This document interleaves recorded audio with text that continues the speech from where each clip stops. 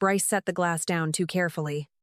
2 fingers on the rim, his wedding band catching the brunch light like a warning I was supposed to miss. The cold brew was amber, dressed with one thin orange slice Kendall Pierce had called a calming little touch, though she had not touched her own. "Try it, baby," Bryce murmured, close enough for the table to hear but soft enough to sound private, and the sweetness tightened my stomach. I looked at the glass, then at Kendall's folded hands, then at the way Bryce watched my mouth instead of my face. Nothing about that room felt loud, which made it worse, because danger in my marriage had learned to wear linen napkins and polite smiles. 3 times in 6 months. I had gotten sick before a donor review, a board breakfast, or a presentation Kendall somehow became available to cover. Bryce had called it stress, lack of sleep, maybe too much ambition, and Kendall had sent Alana Greer emails about me seeming overwhelmed. The glass smelled faintly metallic under the citrus, not enough to accuse anyone, but enough to make every old excuse stand up. I smiled because panic would have given them the reaction they had already written for me. "Yours looks better," I said, reaching toward Kendall's glass as if I were teasing, and her eyes moved before her smile did. Bryce's hand tightened on his fork, one flash of fear sliding through his polished husband face, and that was the evidence my body believed first. I let my napkin slip from my lap, bent to catch it, and in the confusion of elbows, glass stems, and Kendall's breath, I moved the drinks just enough. When I straightened, Bryce was still smiling, but the smile had gone thin around the edges. Kendall lifted the glass, now sitting near her plate, more focused on watching me than watching her own hand, and I felt the room narrow around that motion. "To a calmer week," she offered, her voice smooth enough for donors and sharp enough for wives. She drank first, and I kept my hands folded in my lap, feeling my pulse count the seconds she had meant for me. Kendall's hand shook before her story did, a small tremor running through her fingers as the glass touched the table too hard. The orange slice slid against the rim, and Bryce's eyes dropped to it like something inside that drink had just accused him. Kendall swallowed once, then pressed her palm flat to the linen, trying to make her body obey the same polished rules as her face. "Bryce," she breathed, not loud enough for panic yet, but loud enough for his chair to scrape backward. He stood so fast the room lost its manners, one hand reaching for her while the other pointed at me as if I had moved wrong by staying calm. I had my phone in my lap already, thumb on the screen, because a woman learns the difference between feeling afraid and preserving proof. "Tell me what she drank," I said, my voice low enough that no one could call it hysterical, and Bryce's face went pale before he found a lie. "That wasn't yours," he snapped, then froze, because the sentence had left him before the husband mask returned. Kendall turned toward me, her breathing uneven, but her first question was not whether she needed help. "You switched them," she whispered, and there it was, the wrong fear coming out of the wrong mouth. I tapped emergency services with one hand and kept the recording open with the other, giving the address clearly while Bryce kept saying my name like he could still pull me back into private. "Marin, stop recording," he demanded, and I looked at the glass instead of him because the glass had become more honest than either of them. Kendall gripped the edge of the table, anger cutting through the panic in her eyes as she stared at Bryce. "You said it would only make her miss the foundation review," she forced out, each word smaller than the last, and Bryce shook his head like denial could erase sound. "You promised it would look like stress," she added, and the room went quiet in the exact place they had planned for me to become confused. I repeated the words back softly for the phone, not to be dramatic, only to make sure the truth had nowhere left to hide. After emergency services took Kendall from the dining room, I stepped onto the front porch because the air inside still belonged to Bryce's panic. My hands were cold around my phone, but the recording had already uploaded to my email, and the original sat untouched in the app. I called Bridget Sutter before I called anyone in my family, because Bridget had heard enough courthouse transcripts to know when a sentence mattered. When she answered, I did not say hello. I just whispered, I think Bryce tried to make me sick again, and Kendall drank it instead. Bridget did not gasp, curse, or tell me to calm down, which was exactly why I needed her. Is the glass still there? She asked, and I looked through the front window at the table, where the orange slice still clung to the rim. Yes, I answered, watching Bryce pace near it without touching anything, and Bridget's silence sharpened on the other end. Then do not clean. Do not explain. Do not let him take your purse. And send me the file exactly as it is. I sent it with my thumb shaking. Then opened the folder I had been keeping for months under a boring name Bryce would never check. There were screenshots of Kendall's emails to Alana Greer, receipts from drinks Bryce brought home before every stress episode, and calendar changes that always moved Kendall closer to my work when I got sick. Bridget breathed out once, low and controlled. After the files landed, You are not confused. Marin. You are documented. That sentence hit harder than comfort, because it did not ask me to prove my fear with tears. It reached straight for the evidence, already sitting in my phone, on the table, in every date I had saved while pretending I was only being careful. Through the glass, I watched Bryce lean toward Kendall before the responders moved her, his mouth tight around one question I could almost read. He was not asking if she was okay. He was asking whether she had said his name. Detective Lorna Beck arrived with a calm that made Bryce's pacing look even guiltier. She did not ask whether my marriage had been difficult, or whether Kendall disliked me, or whether I was sure. She asked where the glass was, who had touched it, whether the recording was original, and what I had saved from the months before.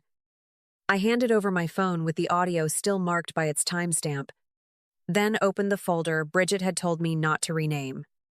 The first email was from Kendall to Alana Greer, warning that I seemed exhausted and might not be the safest face for donor week. The next one came after a board breakfast where Bryce had brought me bottled tea, and by noon I was dizzy enough to miss half my own presentation. Kendall had followed with another message, offering herself as a steadier backup if my health became unpredictable. She wrote my breakdown before I had one, I said, and Detective Beck studied the dates before she studied my face. Kendall had not needed me to fall apart in public. She only needed enough people expecting it before I walked in. Bryce's name sat beside hers in the pattern, not as a worried husband, but as the man sending calendar changes I never approved. There were receipts from the specialty wellness shop near his venue office, screenshots of him telling Kendall I was almost ready to step back, and the separation agreement he left by our printer with a clause about keeping private matters confidential. Detective Beck read that clause twice, then asked if Bryce had tried to make me sign after any of the episodes. Alana called while I stood by the porch rail, her voice controlled in the way powerful women sound when fear has to wait behind procedure. I sent her the recording, Kendall's email chain, and Bridget's time-stamped copy of my timeline, then listened as the silence stretched long enough to feel like a verdict. I owe you a review before I owe anyone a statement, she finally said, and for the first time that day, my knees almost gave out. Detective Beck closed my folder carefully and told me not to speak to Bryce alone again, because what started as a marriage problem had become evidence that could survive daylight. Bryce waited until Detective Beck stepped toward the driveway, then tried to catch me near the hallway, like privacy could still protect him. His voice softened first, the old husband voice that used to make waiters smile and my mother relax, even when his hand hovered too close to my wrist. Marin, this is getting out of hand, he murmured, palms open, eyes damp on command. Kendall panicked. You heard nonsense, and I was only trying to help you slow down. I looked past him at the dining table, where the glass still sat inside the room he wanted me to forget. If you were helping me, why was my drink different from yours? I asked, and his mouth tightened before any answer came. Why did Kendall know about the Foundation review? And why did your separation agreement mention my private episodes? He blinked at the word episodes. Because men like Bryce always hated hearing their own language without the softness around it. He shifted from wounded to careful, and that told me more than an apology would have. You are going to make yourself look unstable if you drag police into a marriage, he warned. Lowering his voice like concern could still wear a threat. The board will not want scandal. Donors hate mess. And nobody wants a furious wife talking about an affair. I felt the sentence land exactly where he meant it. On my shame? But the recording in my email had already made shame irrelevant and very permanent. The wife he wanted was supposed to cry, doubt herself, and ask what people would think before asking what he had done. I stood there with Bridget's words in my pocket, Detective Beck's card in my hand, and Kendall's confession still living untouched on my phone. You are still trying to manage my face instead of explaining your hands, I told him, watching the color leave his mouth, as the hallway seemed to choose silence over him. Then I walked away before he could turn another private room into a place where my truth had to beg for permission from him again, or apologize for surviving his lie. Alana Greer called the emergency board review before Kendall could turn her panic into a press strategy. The room was not dramatic, which made it harder to dismiss. With legal counsel beside Alana, Bridget beside me, and every folder placed in front of people who usually preferred clean donor language. I did not bring tears, because tears were exactly what Kendall had prepared them to expect. I brought the glass receipt, the brunch recording, the email chain, the calendar changes, and the separation agreement Bryce had hidden in our printer tray, with every page dated, forwarded, and saved before anyone could soften it. When Alana asked why I had not reported the earlier episodes, I kept my voice steady enough for the room to hear the answer instead of my damage. Because every time I got sick, Bryce called it stress before anyone else could call it suspicious, I said, and Bridget slid the timeline forward without adding a word. The board counsel read Kendall's email about my unpredictable health, then matched it to the breakfast where Bryce brought bottled tea and Kendall covered my donor update. Nobody gasped, but I saw one trustee remove his glasses like the paper had finally made politeness impossible. Kendall tried to sound useful even from the chair where she looked smaller than her reputation. I was managing donor confidence, she said, but Alana tapped the printed phrase her episodes with one red fingernail. Why were you naming episodes before Marin had any formal review? The question landed cleanly, and Kendall's mouth opened without producing the kind of sentence she used to sell certainty to nervous clients. Bryce tried to speak to Alana privately, but she did not let the old room rules protect him. No private conversations, she answered, and for once, he had to sit where his words could be heard by everyone they might harm. By the end, Kendall's consulting contract was suspended. Bryce's venue chain had been notified to preserve records, and the board issued a written correction stating I was not under discipline. Alana looked at me over the folders and said, "We moved too fast when we doubted you," and I accepted the sentence only because the paperwork beside it had started repairing what her doubt had damaged. The legal part did not feel like television. It felt like fluorescent lights, paper copies, and people choosing every word because every word mattered. Bryce and Kendall faced charges tied to intentional harm, conspiracy, and weeks spent using my health to move me out of my life. I sat behind the prosecutor with Bridget beside me, not because I wanted suffering, but because I needed the room to stop calling evidence a misunderstanding. Bryce arrived in a gray suit, gentle-eyed and shaved, looking exactly like the man strangers trusted before I learned what trust could hide. His attorney tried to make him sound like a worried husband who had lost control of a stressful situation. Then the prosecutor played the brunch recording, and Bryce's voice filled the room with the sentence, he could not dress up anymore. "That wasn't yours," he had said, and the softness he wore at the defense table suddenly had nowhere to sit. The separation agreement came next.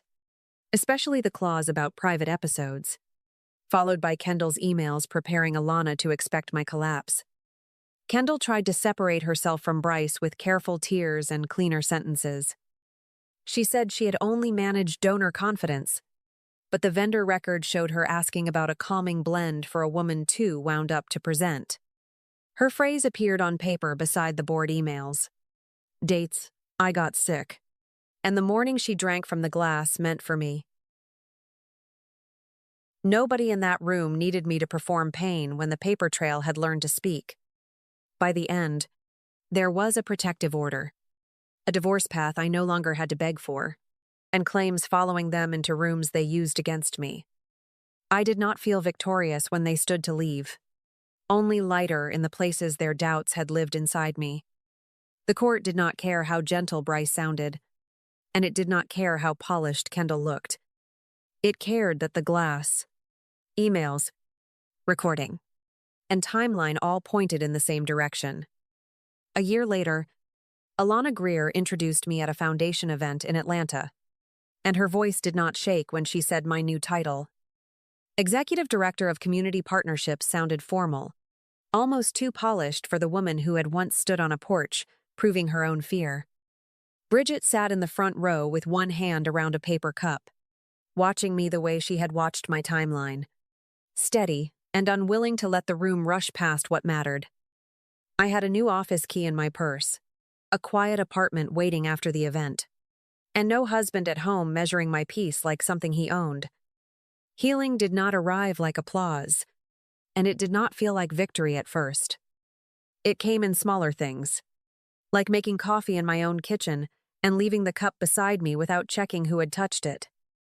It came from therapy appointments I stopped hiding, from sleeping through the night, from deleting Bryce's old contact name without needing to prove I was strong. Sometimes a kind man from a partner program texted after work, and I let kindness stay small, because peace deserved time before it had to become anything else. Alana spoke plainly about the Foundation's review, admitting they had mistaken my silence for weakness and Kendall's polished concern for professionalism. She did not perform regret for the room, which made the correction matter more.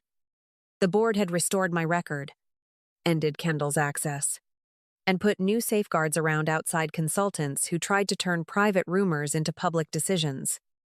When Alana turned toward me and said, "Marin earned our trust before we knew how badly we had failed hers," I accepted it because the paperwork had already done the harder part. I walked to the podium with a glass of water waiting beside my notes and a cup of coffee I had poured myself. For 1 second, my body remembered the old fear, then released it when my fingers closed around the warm paper. I looked at Bridget, then at the women in the room, and began speaking about trust, records, and returning to your own life without asking permission. For the first time in a long time, nothing in my cup belonged to anyone else. Thank you for staying with Marin's story until the end. If any part of her quiet strength felt familiar, I hope it reminded you that peace can return slowly, honestly, and without apology. Share your thoughts below, and subscribe for more stories about women finding their way back to themselves.